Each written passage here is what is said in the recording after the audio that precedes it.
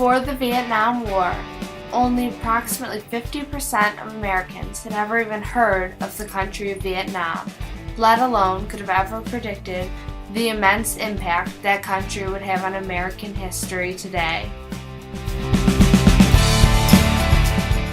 There is more to the Vietnam War than meets the eye. From the vast protests in large cities and horror stories from the soldiers who experienced the war firsthand, the historical height behind the Vietnam War is immeasurable. The United States had previously fought against the Communists for the freedom of Southern Koreans and was caught in the hysteria against the Communist Party after the Cold War. The United States past left them walking into the war against the Vietnamese haphazardly. In regards to the leaders of Vietnam, it did not come to much surprise that they made a fight against the United States. Leaders like Ho Chi Minh were very popular among the people, and anyone of high rank or a chain of command didn't question his ability to rule. After all, these were their towns, their territory, their jungle, and their war for their freedom. They weren't going anywhere. The North Vietnamese were supported by local villages nearby and could easily resupply in order to continue fighting.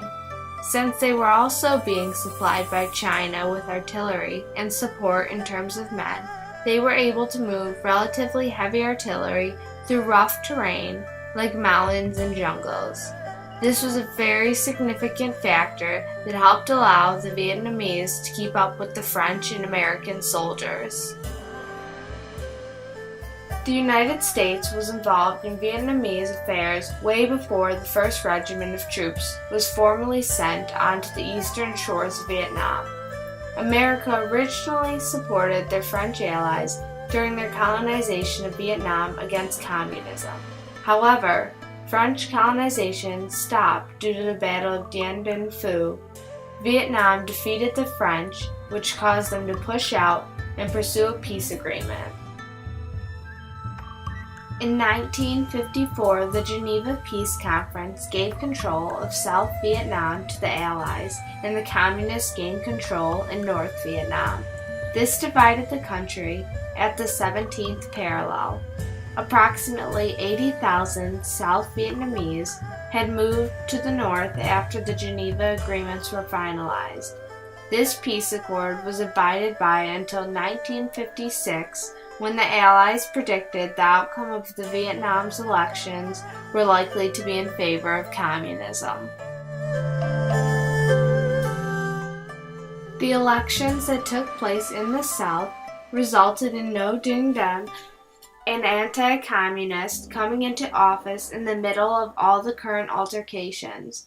Diem believed that the country's corruption was caused by the North because of their attempts to take over the country, and the South was peaceful. In 1957, Diem claimed the North was trying to take control of the South by force and led counterattacks against the North with the United States support.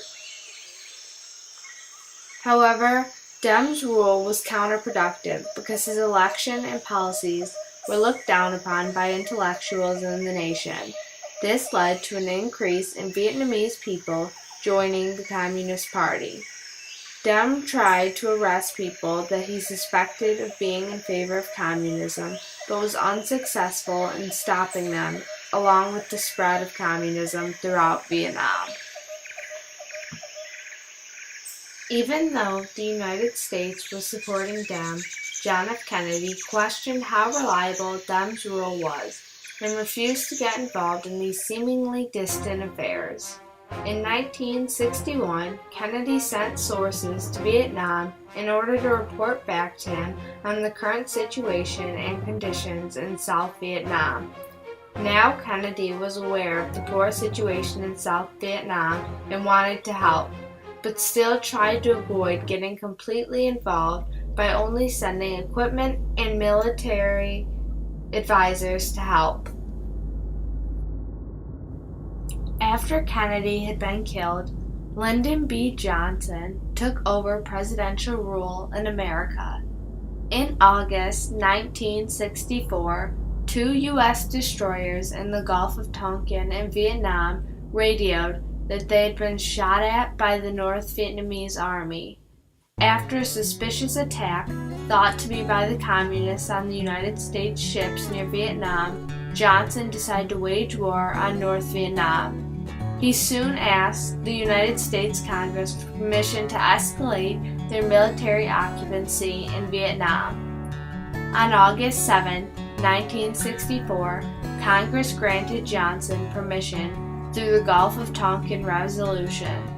This would allow Johnson to wage war without actually declaring war. Surprisingly, only 2 senators were opposed to this idea. These men were Morris and Gruening. Johnson spent a great deal of time in 1964 deciding the best way to initiate a war with North Vietnam. Johnson's committee didn't want the war to have a big impact on the home front, but unfortunately that wasn't the case. There weren't enough volunteers to wage war, and men from the home front needed to be drafted. Eventually, a huge anti-war movement started because of the immense number of Americans that were being killed in Vietnam.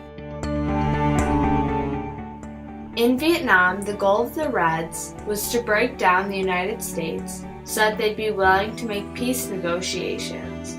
The Communists tried to devastate the South Vietnamese by annihilating their major cities in an infamous attempt known as the Tet Offense.